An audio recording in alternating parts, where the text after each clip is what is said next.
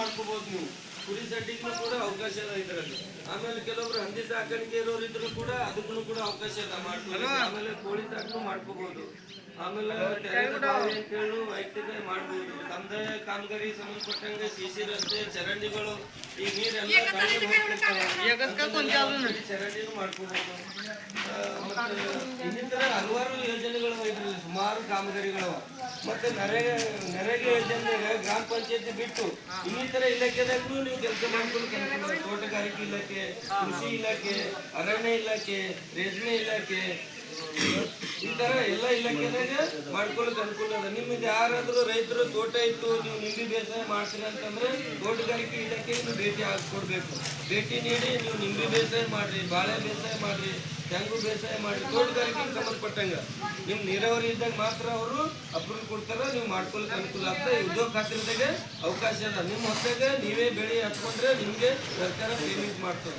ಬೆಳೆದ ಅಮೌಂಟ್ ಮತ್ತು ನೀವು ಟ್ಯಾಕ್ಸ್ ರೋಡ್ ಹಚ್ಚಿರೋದು ಪೂರ್ತಿ ಅಮೌಂಟ್ ಒಂದು ಸರ್ಕಾರ NMR ಹಾಕಿ ಕೊಡ್ಲಿಕ್ಕೆ ವ್ಯವಸ್ಥೆ ಅನುಕೂಲ ಇರ್ತದೆ. ಈ ರೀತಿ ಇರ್ತದೆ. ತಮ್ಮ ಊರಲ್ಲಿ ನೋಡಿದ್ರೆ ಯಾವುದೇ ರೀತಿ ಹಿಂದಿನ ವರ್ಷದಲ್ಲಿ ಕಾಮಗಾರಿಗಳು ಯಾವುದು ನೀವು ಮುಂದೆ ಬಂದು ಕೇಳಿಲ್ಲ, ಅವು ಆಗಿಲ್ಲ.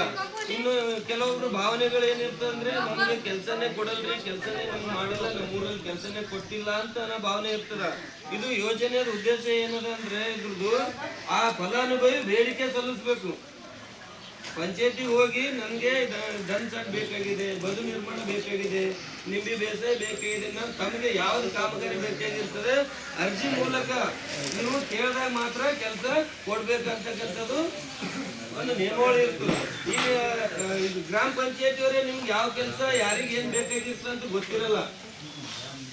ಗೊತ್ತಿಲ್ಲದಕ್ಕೋಸ್ಕರ ಅವ್ರು ಯಾರಿಗೆ ಏನ್ ಕೆಲಸ ಕೊಡ್ಬೇಕು ಅನುಕೂಲ ಆಗಲ್ಲ. ತಮಗೆಲ್ಲ ಏನ್ ಬೇಕು ತಾವೇ ಬೇಡಿಕೆ ಸಲ್ಲಿಸಿದಾಗ ಮಾತ್ರ ತಮಗೆ ಕೆಲಸ ಸಿಗ್ಲಿಕ್ಕೆ ಅನುಕೂಲ ಆಗ್ತದೆ. ನೀವು ಎಲ್ಲಿ ತನಕ ಬೇಡಿಕೆ ಸಲ್ಲಿಸಲ್ಲ ಅಲ್ಲಿ ತನಕ ನಿಮ್ಗೆ ಕೆಲಸ ಸಿಗಲ್ಲ.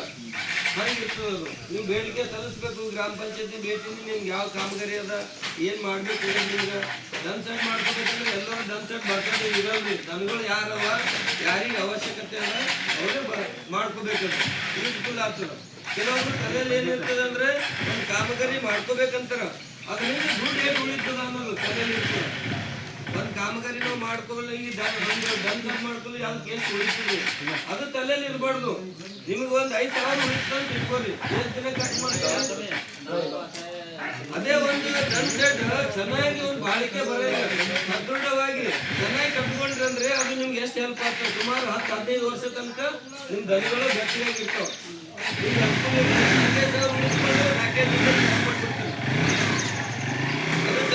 ಯಾವುದು ಉಳಿತದೆ ಅಷ್ಟು ಇನ್ನ 5,000 ಕೈಲಿ ಹಾಕಿ ಇನ್ನೂ ಚೆನ್ನಾಗಿ ಕಟ್ಕೋರಿ. ನಿಮ್ ಬಾಳಿಕೆ ಬರಂಗ ನಿಮ್ಗೆ ಯೂಸ್ಫುಲ್ ಆಗ್ತದೆ. 15-20 ವರ್ಷ ಅದು ಬಳಸ್ತೀರಿ ನೀವು. ಆ ರೀತಿ ವಿಚಾರಗಳು ಇರಬೇಕು.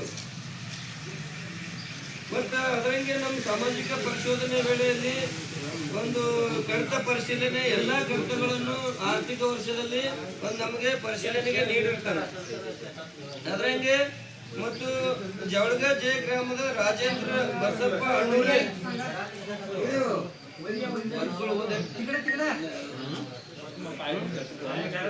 ಸುಮಾರು ಒಂದು 6 ವರ್ಗಗಳು, 6 ಕಾಮಗಾರಿಗಳು ದನ ಶೆಡ್ ನಿರ್ಮಾಣ ಒಂದು ಪ್ರಾರಂಭ ಹಂತದಲ್ಲಿ ಇರುತ್ತದೆ. ಇದಕ್ಕೆ ಸಂಬಂಧಪಟ್ಟಂಗೆ ಕೂಲಿಗಾಗಿ ಖರ್ಚಾಗಿರ್ತಕ್ಕಂಥದ್ದು ಒಂದು 25,348 ರೂಪಾಯಿ ಒಂದು ಕೂಲಿಗಾಗಿ ಖರ್ಚಾಗಿರ್ತಕ್ಕಂಥದ್ದು. ಆಮೇಲೆ ಈ ದನದ ಶೆಡ್ಡಿಗೆ ಅಂದ್ರೆ ಜವಳಗ ಕೆ ಗ್ರಾಮದ ರಾಜೇಂದ್ರ ಬಸಪ್ಪ ಅಣ್ಣೂರೇ ಹೊಲದಲ್ಲಿ ದನದ ಕೊಟ್ಟಿಗೆ ನಿರ್ಮಾಣ ಅಂತಕ್ಕಂಥದ್ದು ಒಂದು ಕಾಮಗಾರಿ ಇದ್ದಿರೋದ್ರಿಂದ ಈ ಕಾಮಗಾರಿ ಸ್ಥಳದಲ್ಲಿ ಕಾಮಗಾರಿ ಕಂಡು ಬಂದಿದ್ದಿಲ್ಲ. ಅಂದ್ರೆ ಕಾಮಗಾರಿ ಇನ್ನ ಪ್ರಾರಂಭದಲ್ಲಿ ಇದೆ ಅಂತ ಹೇಳ್ತಾ ಇದ್ರು. ಬಟ್ ಕೂಲಿಗೆ ಖರ್ಚು ಮಾಡಿದ್ರು 7,200 ರೂಪಾಯಿ. ಅದರಂತೆ ಸುಭಾಷ್ ನಗರ್ ತಾಂಡಾ ಸೋಮು ಠಾಕೂರೆ ಚೌಹಾಣ್ ಇವರ ಹೊಲದಲ್ಲಿ ದನ್ ಸೆಟ್ ಮಾಡಿದ್ದಾರೆ. 6,980 ರೂಪಾಯಿ ಖರ್ಚಾಗಿರ್ತದೆ ಕೂಲಿಗಾಗಿ. ಸಾಮಗ್ರಿಗೆ ಯಾವುದೇ ಖರ್ಚಾಗಿಲ್ಲ, ಆದ್ರೆ ದನ್ ಸೆಟ್ ನಮ್ಗೆ ಕಂಡು ಬಂದಿಲ್ಲ. ಆಮೇಲೆ ಸುಭಾಷ್ ನಗರ್ ತಾಂಡಾ ದಿಲೀಪ್ ಕೇಮು ಇವರ ಹೊಲದಲ್ಲಿ ಕೂಡ ಲೇಬರ್ಗೆ ಖರ್ಚಾಗಿರ್ತಕ್ಕಂಥದ್ದು 2,792 ರೂಪಾಯಿ. ಅವರು ಕೂಡ ಇನ್ನೂ ಒಂದೇ NMR ಹಾಕಿದ್ದಾರೆ, ಕೂಲಿಗಾಗಿ ಖರ್ಚಾಗಿದೆ, ಅದ್ರ ಕಾಮಗಾರಿ ನಿರ್ಮಾಣ ಇನ್ನೂ ಮಾಡಿಲ್ಲ. ಆಮೇಲೆ ಸುಭಾಷ್ ನಗರ್ ತಾಂಡಾ ಇವರು ಕೂಡ 2,792 ರೂಪಾಯಿ ಒಂದು NMR ಖರ್ಚಾಗಿರ್ತಕ್ಕಂಥದ್ದು. ಮತ್ತೆ ಆಮೇಲೆ ಸುಭಾಷ್ ನಗರ್ ತಾಂಡದ ಗೋಪು ಇವ್ರ ಹೊಲದಲ್ಲಿ ಕೂಡ ದನದ ಕೊಟ್ಟಿಗೆ ನಿರ್ಮಾಣ 2792 ರೂಪಾಯಿ ಒಂದು NMR ಹಾಕಿರ್ತಕ್ಕಂಥದ್ದು. ಒಟ್ಟಾರೆಯಾಗಿ 25,348 ರೂಪಾಯಿ ಈ ಕಾಮಗಾರಿ ಒಂದು ಪ್ರಾರಂಭ ಹಂತದಲ್ಲಿದ್ದು ಕಾಮಗಾರಿ ನಿರ್ಮಾಣ ಆಗದೇ ಇರೋದೇ ಕಂಡು ಬಂದಿರ್ತದೆ. ಅದರಂತೆ ಒಂದು 15ನೇ ಹಣಕಾಸು ಯೋಜನೆಯಲ್ಲಿ ಒಟ್ಟು ಒಂದು 71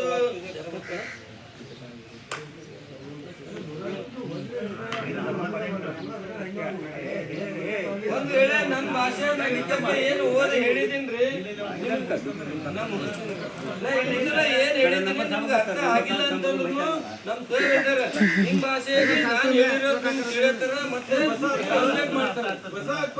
ಒಂದ್ ವೇಳೆ ಯಾವ್ದು ಅರ್ಥ ಆಗಿಲ್ಲ ಅಂದ್ರೂ ನೀವು ಚರ್ಚೆ ಮಾಡ್ಬೋದು. ನನಗೆ ಮರಾಠಿ ಹೇಳ್ತಾ ಇದ್ದೀನಿ. ಈ ರೀತಿಯ ಆರ್ಥಿಕ ವರ್ಷದಲ್ಲಿ ಖರ್ಚಾಗಿರ್ತಕ್ಕಂಥದ್ದು ಈ ಗ್ರಾಮ ಸಭೆಯಲ್ಲಿ ಮಂಡನೆ ಮಾಡಿರ್ತೇನೆ. ಈ ಸಭೆಯಲ್ಲಿ ನನಗೆ ಒಂದು ಸಾಮಾಜಿಕ ಪರಿಶೋಧನೆ ಒಂದು ವರದಿ ಮಂಡನೆ ಮಾಡಲಿಕ್ಕೆ ಅವಕಾಶ ನೀಡಿದ್ದಕ್ಕಾಗಿ ತಮ್ಮೆಲ್ಲರಿಗೆ ಧನ್ಯವಾದಗಳನ್ನು ಹೇಳ್ತೇನೆ. ಈ ಮುಂದಿನ ಒಂದು ಸಭೆ ಒಂದು ತಮ್ಮ ಗ್ರಾಮ ಪಂಚಾಯತಿ ಅಭಿವೃದ್ಧಿ ಅಧಿಕಾರಿಗಳು ಮುಂದುವರಿಸ್ತಾರೆ. ತಮ್ಮ ಒಂದು ಕುಂದು ಕೊರತೆಗಳು ಎಲ್ಲನೂ ಆಲಿಸ್ತಾರೆ. ಏನಾದರೂ ಸಮಸ್ಯೆಗಳಿದ್ರು ಕೂಡ ತಮ್ಮ ಎದುರುಗಡೆ ಇರ್ತಾರೆ. ಚರ್ಚೆ ಮಾಡಿ ಒಂದು ಗ್ರಾಮ ಸಭೆಯಲ್ಲಿ ಒಂದು ನಿರ್ಣಯ ಮಾಡೋಣ ಅಂತ ಹೇಳ್ತಾ ನನ್ನ ಮಾತುಗಳು